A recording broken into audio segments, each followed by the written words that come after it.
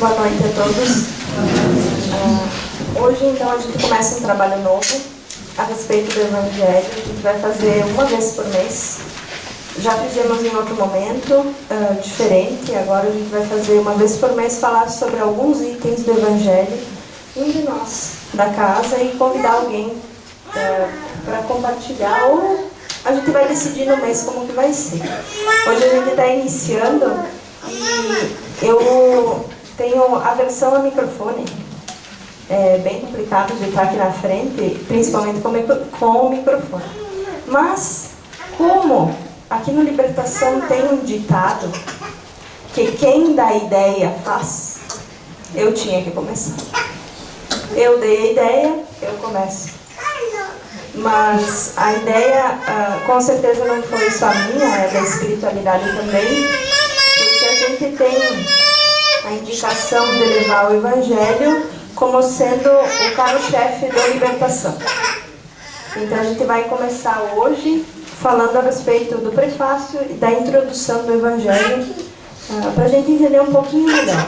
A gente vai falar sobre o Evangelho segundo o Espiritismo. Nós vamos começar pela introdução. Ela é dividida em 4 partes. Nós vamos nos basear na parte 1 e 2, que é o objetivo da obra. E aí Kardec começa dizendo que as matérias do Evangelho segundo o Espiritismo podem ser divididas ainda em 5, que seriam elas os atos comuns da vida do Cristo, que trata de como ele viveu até o início da sua pregação aos 30 anos, e não traz muitas certezas, não existem muitas informações sobre isso. A princípio ele teria tido uma vida comum como nós. Fala também dos milagres que ele realizou, os milagres naquela época. Hoje já não são mais milagres, porque milagre é algo, se entende pelo menos como algo fora do normal, algo extra, né? E a gente sabe pela ciência e pelo Espiritismo que tudo faz parte das leis de Deus, tudo está dentro da natureza, portanto milagre, como se entendia, não existe. Fala também das profecias e das palavras que serviram para o estabelecimento dos dogmas da igreja. Muitas coisas que Jesus falou foram modificadas ao longo dos tempos, porque ele não escreveu nada, ele falava, ele ensinava, ele vivia. Coube aos padres evangelistas fazer então o amontoado dessas informações e passar para os evangelhos. E desses evangelistas, 2 eram seguidores dele, 1 era seguidor de Pedro, e 1 ele colhia informações um pouco aqui, um pouco ali, e foi organizando também o seu evangelho. Depois aconteceram ao longo da história os concílios, por exemplo, de Constantinopla, onde foram modificadas algumas informações. As pessoas adaptaram então as palavras do Cristo segundo o seu entendimento, segundo a sua necessidade, a seu bel prazer, como poder se beneficiando dessas palavras, do que ele falava. Então, muito foi modificado e utilizado para os dogmas da igreja, pelos pais da igreja, né? E a última parte, que seria o ensino moral do Cristo.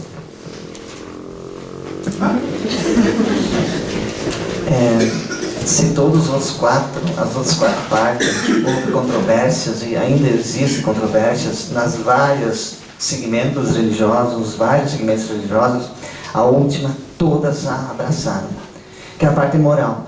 Todos os cultos de todos os credos abraçaram, todos. Agora, os dogmas, os milagres, a vida do Cristo, isso foi modificado segundo a vontade de várias pessoas, mas a parte moral não. Todos os segmentos religiosos abraçaram, todos.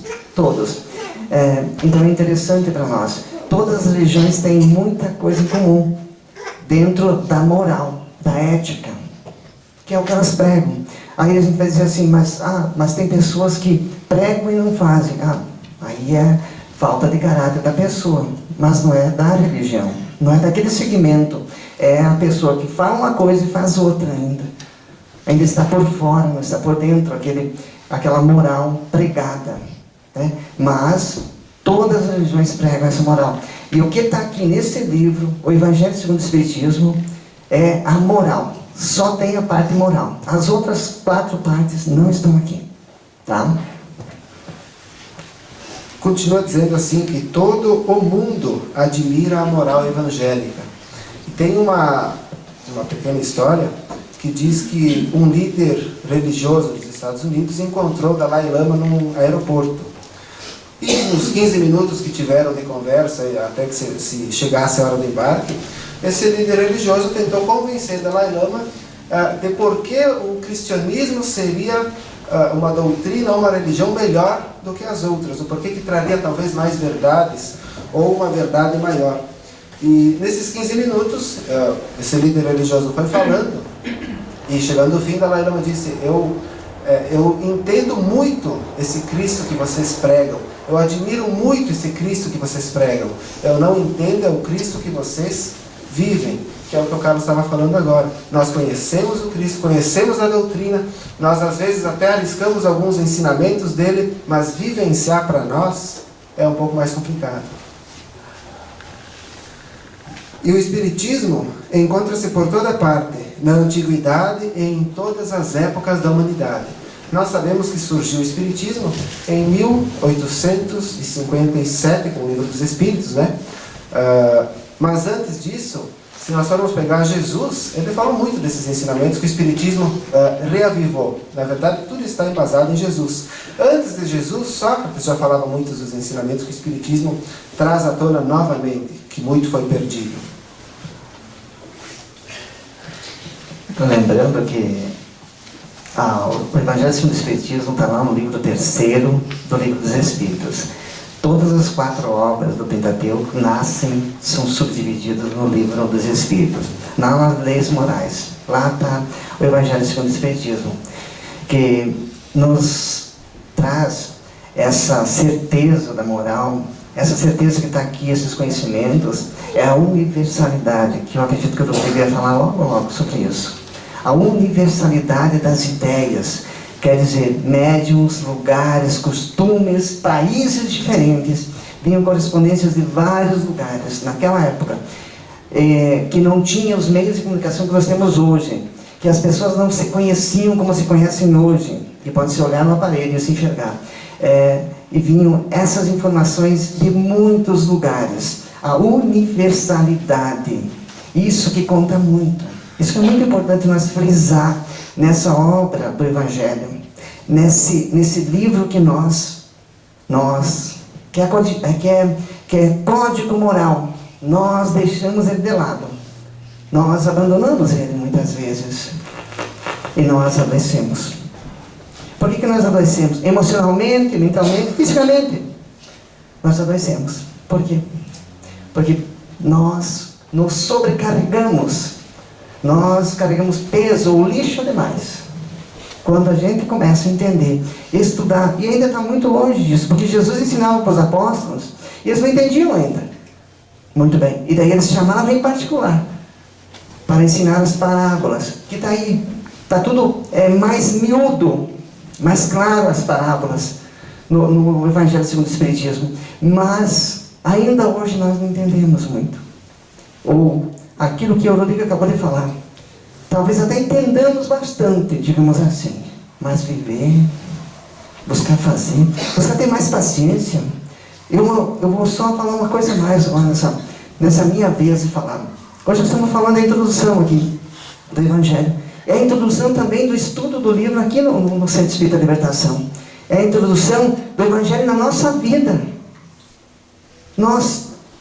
Cabe a nós uma reflexão. Cada um se conecta agora consigo mesmo e pensa: estamos vivendo para o material ou para o ser eterno que nós somos? Para quem nós estamos vivendo? Eu estou vivendo para a eternidade ou para 80, 90, 100 anos? Para quanto tempo eu estou vivendo? Cabe a nós nos perguntarmos: estou me preparando para viver a eternidade? Ou estou me preparando ou vivendo para as coisas temporais? Cabe a nós raciocinar sobre isso.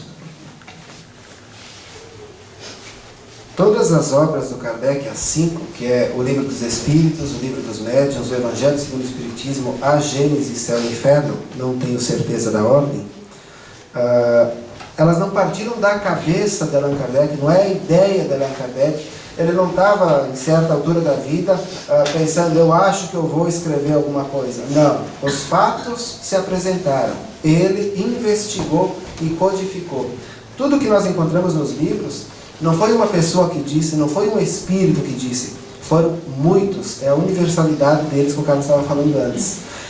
A mesma ideia, muitos espíritos traziam a mesma pergunta, muitos espíritos traziam a mesma resposta, de formas diferentes, da mesma forma que se fosse pedir a mesma coisa para nós, cada um vai responder segundo aquilo que entende.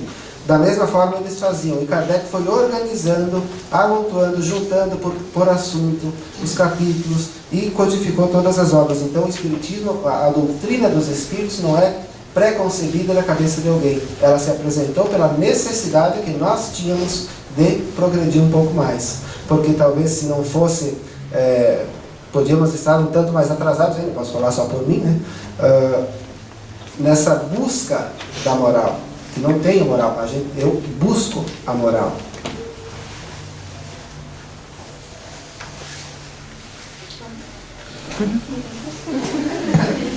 Nós ensaiamos, tá? Não deu tempo para estudar junto, cada um deu estudar sozinho. A universalidade do estudo. É meio complicado isso, né? Mas vamos lá. Só lembrando que nos evangelhos, no Evangelho do Cristo, na Boa Notícia, na Boa Nova, no Evangelho, está tudo aí, a nossa receita de saúde, de paz, de alegria, de amor, de conquista. Está tudo aí. Tá tudo aí. Aí cabe a nós pensar assim, quando Pedro perguntou para Jesus, quantas vezes, mestre, eu devo perdoar meu irmão que errou, que pecou contra mim? E Jesus diz, até 7 vezes, Pedro pergunta. Ele diz, não até 7 vezes, mas até 70 vezes 7 vezes. Quer dizer, sempre que lembrar, né? E aí nós vamos pensar uma coisa bem interessante, né? Vamos transformar essa ideia agora para uma atualidade. Nós vamos ter que voltar quantas reencarnações? 7 vezes, 70 vezes, 7 vezes, para aprender uma coisa? Para aprender a ter paciência, para aprender a entender a nós mesmos, para perder medos, que eu estava falando antes aqui. Quantas vezes vamos ter que voltar para nós trabalhar isso? Porque aí cabe para o perdão, mas cabe também para nossas idas e vindas. Né?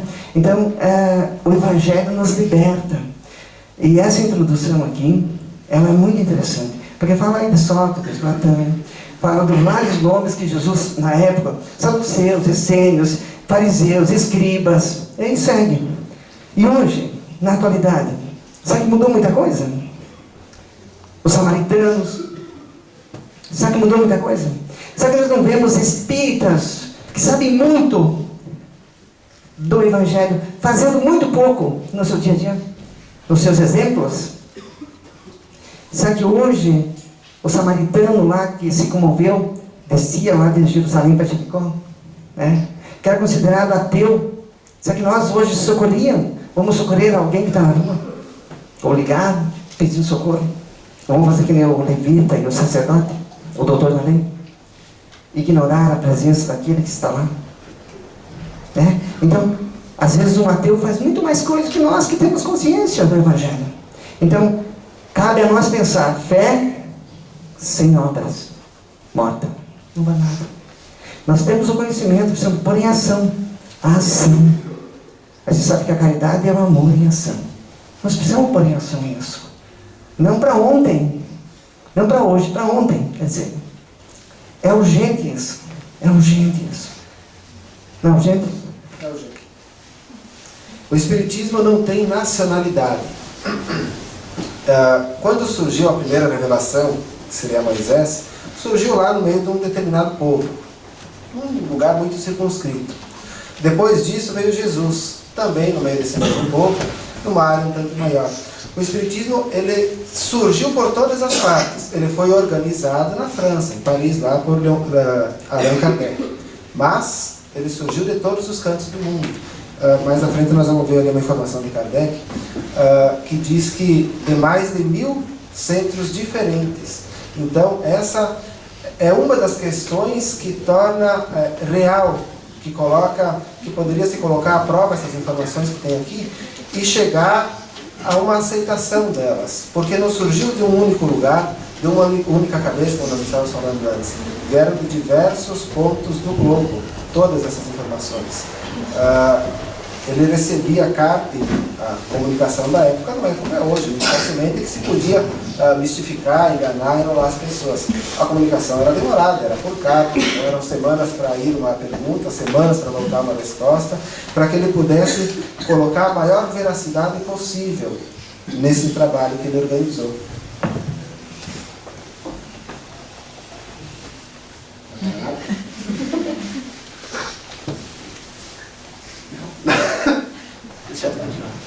Tá certo, então? Em consequência da diferença que existe entre suas capacidades, aqui ele está falando dos espíritos, estão longe de individualmente estarem na posse de toda a verdade, que não é dado a todos penetrar certos mistérios, que seu saber é proporcional à sua depuração. Se fosse Jesus em pessoa a ter enviado essas informações, ele teria conhecimento de todas as verdades. Agora, os espíritos que participaram dessa codificação, embora alguns muito evoluídos, nem eles têm todas as respostas. Agora, o conjunto de informações que eles puderam passar, somando a parte da verdade que um carregava com a parte de verdade que o outro carregava, e estudando, comprovando, o Espiritismo é uma ciência. Tudo foi comprovado, tudo foi estudado por Kardec. Ele não simplesmente organizou e, eu acho que é assim. Não, ele pesquisou tudo o que ele colocou aqui, para garantir a veracidade e para que nós acertássemos um pouco mais. Só lembrando que o Espiritismo é a chave com que nós vamos abrir a porta, ou desvendar conhecimentos novos, ou entender situações novas, dentro do contexto atual. Porque ele chega numa época, no século XIX, o século das transformações. É o século onde houve muitas invenções, o século XIX. E ele vem a lume no momento que nós estamos capacitados intelectualmente para entender, para compreender, para fazer viver isso em nós, para ele sobreviver, porque se ele vinha lá atrás, ele não ia sobreviver.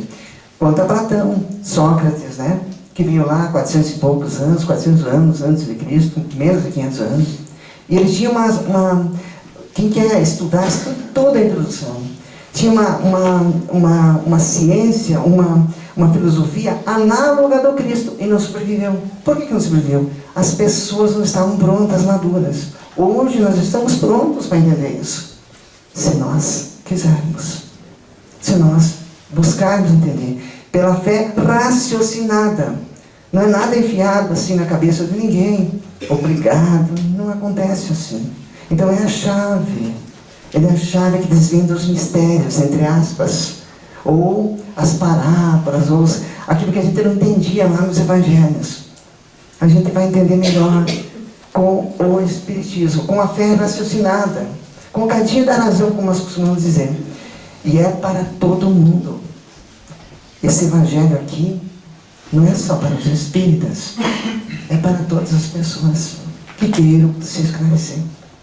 É evangelho segundo o Espiritismo, porque ele nasceu dentro da doutrina, mas é um evangelho, que no começo tinha até outro nome, tá? Era a imitação do evangelho. Depois botaram segundo o Espiritismo, tá? Que é o terceiro livro que foi feito por Kardec. Não é o segundo, é o terceiro. Algumas pessoas dizem, é segundo porque foi o segundo. Não, é o terceiro. Lá em 1864. O segundo foi o Livro dos Médiuns. Tá? Kardec diz assim: o primeiro controle é sem contradito da razão, ao qual é preciso submeter, sem exceção, tudo o que vem dos espíritos. Na época, se ele estava bem assessorado por espíritos superiores, ele foi alvo de mistificações, ele foi alvo de enganações. Nós hoje, com a tecnologia da forma como está, com os centros que se dizem espíritas se multiplicando aos montes por aí, porque parece que está um tanto na moda, ser espírita. E quando nós temos uma dificuldade, uma necessidade, nós procuramos um centro espírita. Se nós não tivermos um pouco de entendimento de como proceder, nós podemos nos enganar, nós podemos errar, nós podemos agravar um tanto o nosso problema. Porque é preciso testar os espíritos para ver se são espíritos de Deus. Não é o que qualquer espírito vai falar que eu vou aceitar. Não é porque um espírito chegou e disse que era, sei lá, Bezerra de Menezes, que realmente é. Ele pode estar enganando. E Kardec já ensina desde a introdução do Evangelho segundo o Espiritismo a tomarmos cuidado, a adotarmos algumas precauções para não cairmos nesse erro.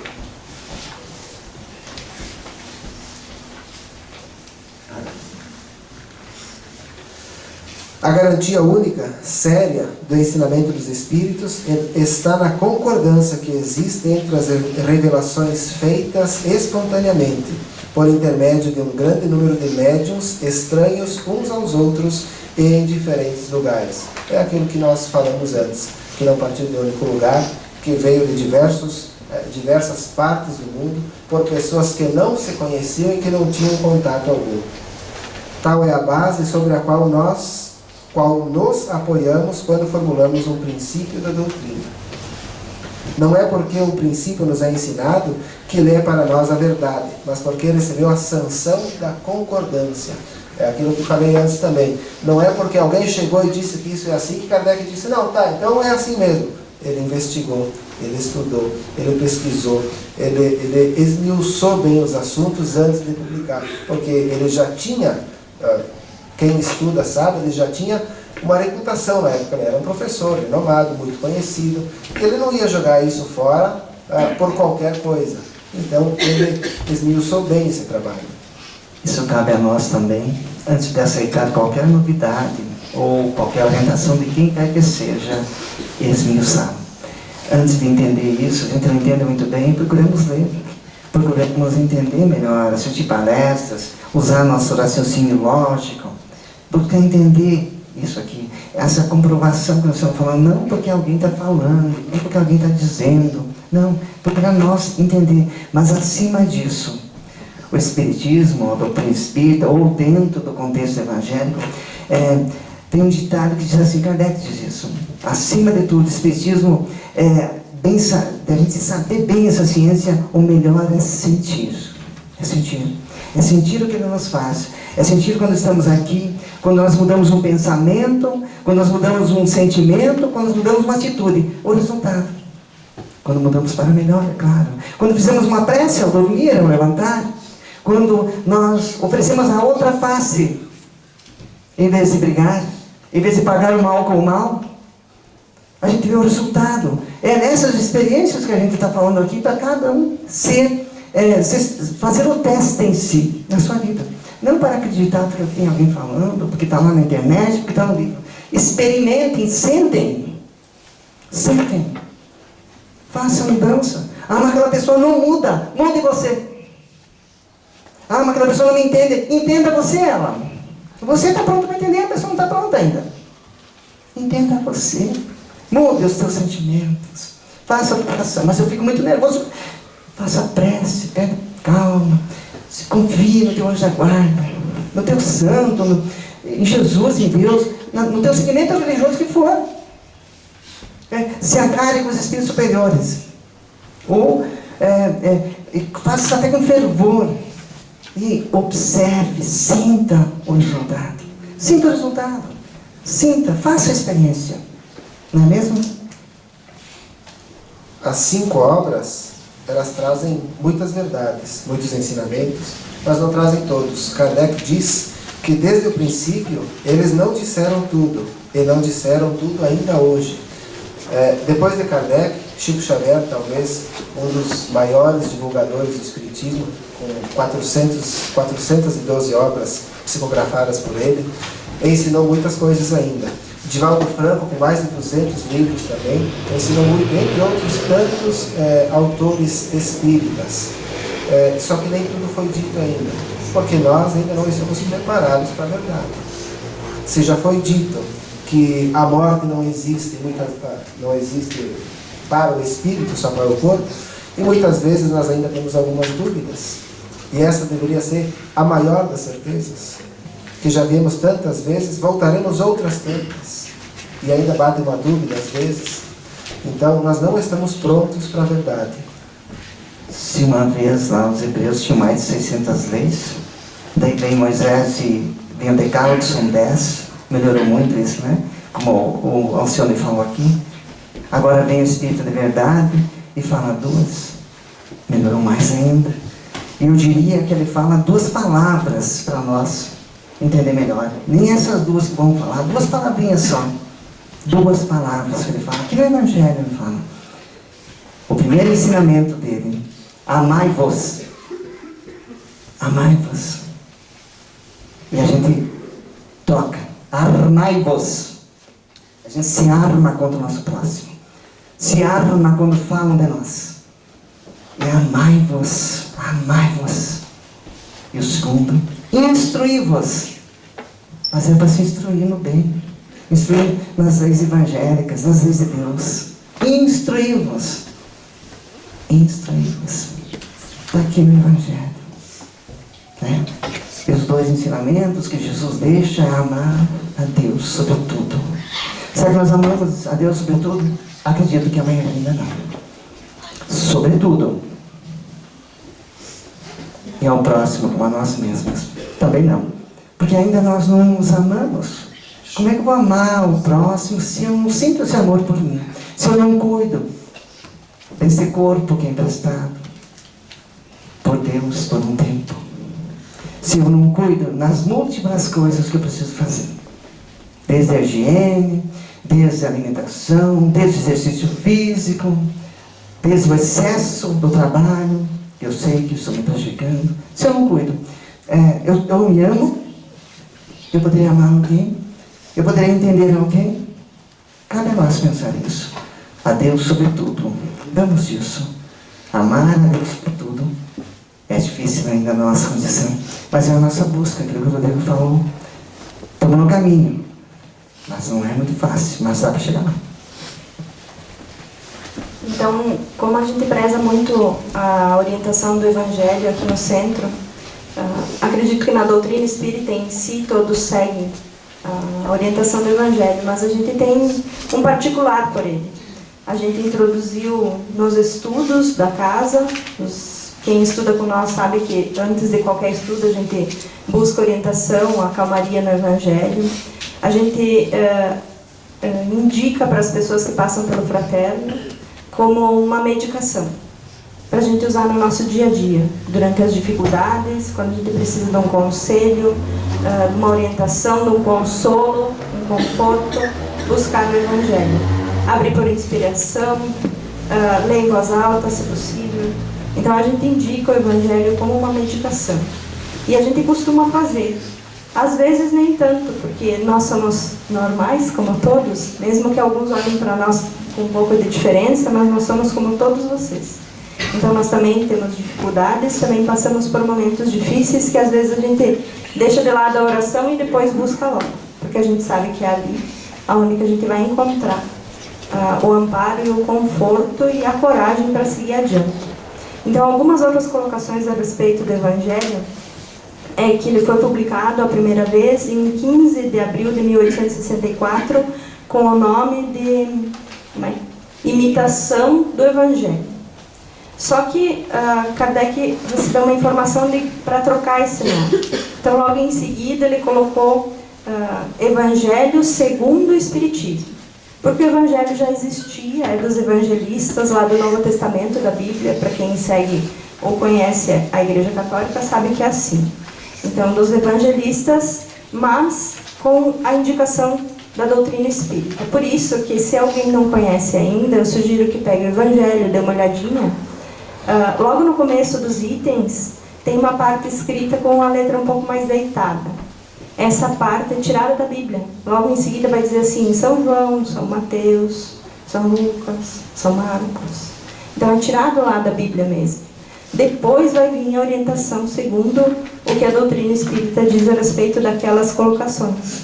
Então é interessante a gente usar no nosso dia a dia o Evangelho, sim. Faz muita diferença. Outras colocações são assim, que no Evangelho tem 101 mensagens. São 101 mensagens para nos auxiliar. E às vezes a gente nem pega ele na mão. 101 mensagens, mais ou menos 50 comunicações. 50 espíritos que passaram informação a respeito dessa doutrina para nos esclarecer. Alguns nomes, João Batista, Paulo Apóstolo, Lamenais, tem vários nomes importantes, que foram importantes, e tantos outros que a gente não conheceu, mas que foram importantes para o cristianismo, para nós estar aqui hoje buscando essa doutrina. Então, também o que a gente queria colocar é que, além de conhecer o Evangelho, de usar ele nas nossas dificuldades, para que a gente pudesse estudar o Evangelho. Como que a gente faz isso? Um pouquinho por dia, cada um tira o seu jeito, vai escolher o seu jeito, vai tirar o seu tempo de ler. Muitos aqui eu sei que leem de manhã, muitos à noite. Alguns vão pegar só na dificuldade. Mas é interessante que a gente busque, além de ler, estudar. Fazer o Evangelho em casa, que muitos já conhecem. Abrir por inspiração ou seguir os itens. Uma semana a cada item. Vai demorar mais de 2 anos para fazer todo o Evangelho, se fizer um item por semana. É bastante. Então vamos tentar estudar um pouco mais o que Jesus trouxe para nós de ensinamentos. Em uma das passagens diz assim, os mandamentos de Jesus. Não são mandamentos, ele não mandou nada. Ele nos ensinou, ele nos deu o rumo a seguir. E a gente segue se quer. Mas também sabe que, normalmente, quando a gente busca algo que não é tão interessante, a gente vai colher coisas que não são tão interessantes. Outra citação eu vou ler agora o prefácio, que é a primeira parte do Evangelho.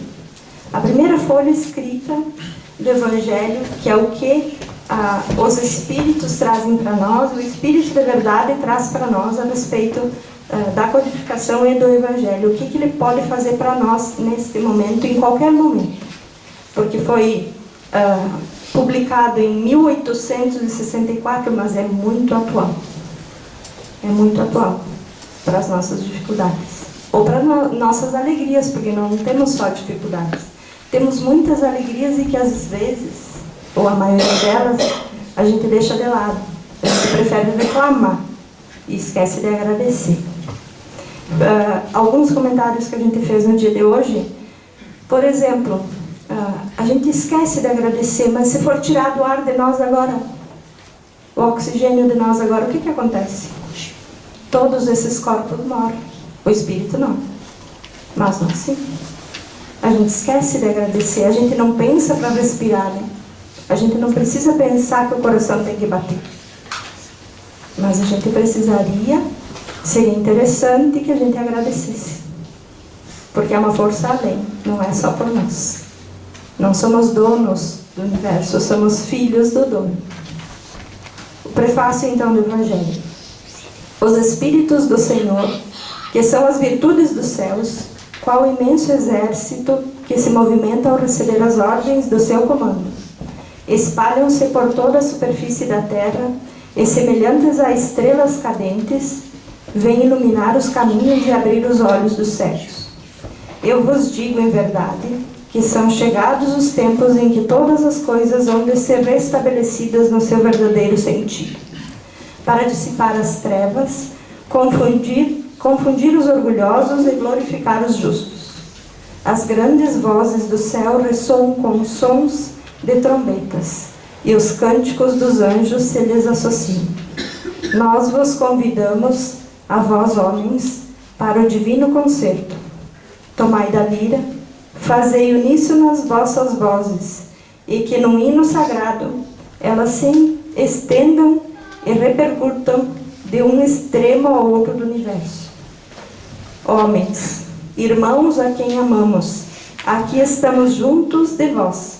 Amai-vos também uns aos outros e dizei do fundo do coração, fazendo as vontades do Pai, que está no céu, Senhor, Senhor, e podereis entrar no reino dos céus. O Espírito de Verdade. Muito bem. Se nós parar um pouquinho e pensar nesse prefácio,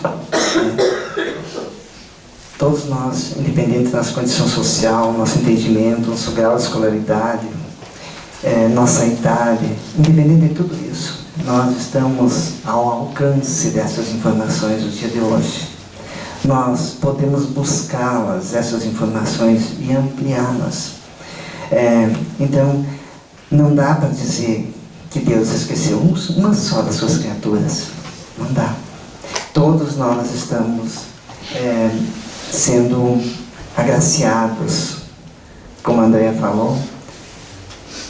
Reclamar a gente não esquece, né? Do tempo, da chuva, do frio, do calor. Último dia do outono hoje, né? A gente lembra de reclamar porque é da nossa essência ainda inferior. Mas quem de nós agradece o ar? Uma vez por semana, por mês, uma vez por ano. 10.000 litros de ar a gente respira por dia. Cada um de nós. É pouco. Quantas vezes bate o nosso coração? Os nossos órgãos? Quantas vezes? Você sabia, quando a gente faz a prece, tem um negocinho chamado hemoglobina no sangue, que leva oxigênio para o coração, para todos os órgãos, principalmente para o coração e para o cérebro. Ele leva em maior abundância quando nós oramos com fervor. Se eu tenho uma dor, eu não diria, essa é minha dor. Não digo isso, gente. Não conquistem a dor, é minha. E ninguém tasca, é minha.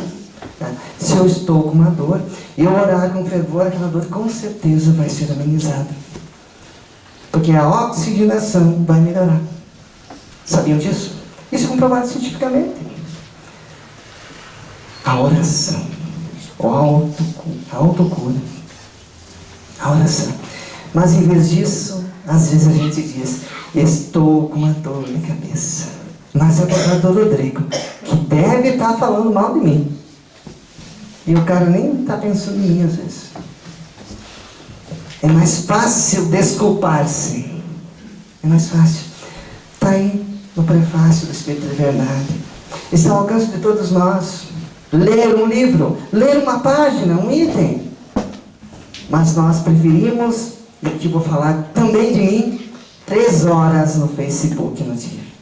Não tenho tempo para ler. Não tenho tempo para estudar. Não tenho tempo para Deus. É isso que acontece com a maioria de nós. Com a maioria de nós. Daí adoecemos, paramos uma cama no hospital. Vamos ter tempo para ler, refletir, para pensar em Deus, para fazer prece. É assim que acontece com nós.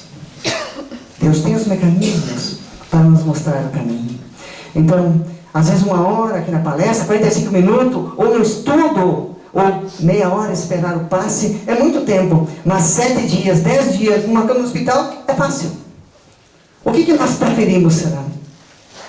Eu, com certeza, ficaria 5 horas por dia aqui, do que ficar 10 minutos numa cama no hospital. É minha escolha. Se eu pudesse, eu vou fazer de tudo para isso acontecer. Me banhar nessas energias, esses entendimentos, e vou tentar praticar o máximo, que falta muito ainda, para que isso não aconteça.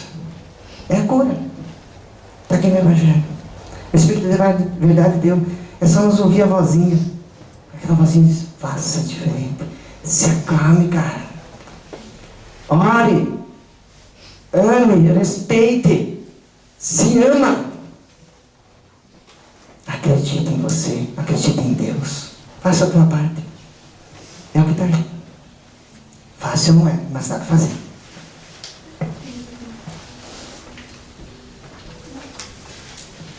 Então, para quem não conhece ainda, esse é o Evangelho. Tem outras capas, mas o que tem dentro é igual. Então, tem várias outras capas, mas o conteúdo é o mesmo. Então, se vocês, quem não tem, quem gostaria de ter, é bem interessante para a gente ter em casa. E esse aqui eu sugiro para quem tem um pouquinho mais de interesse em estudar. Estudando o Evangelho segundo o Espiritismo, é bem interessante esse livro, a gente já usou ele num outro momento. Ele tem várias leituras, mas ele também tem questões que a gente pode parar e analisar o que a gente está fazendo, o que a gente está deixando de fazer a respeito dos itens do Evangelho. Tem essas colocações que eu passei agora, das mensagens, dos espíritos de Skoll, que passaram a informação para Kardec colocar no Evangelho. Tem também um pouquinho da vida de alguns deles, que está especificado nesse livro, é bem interessante, então eu sugiro.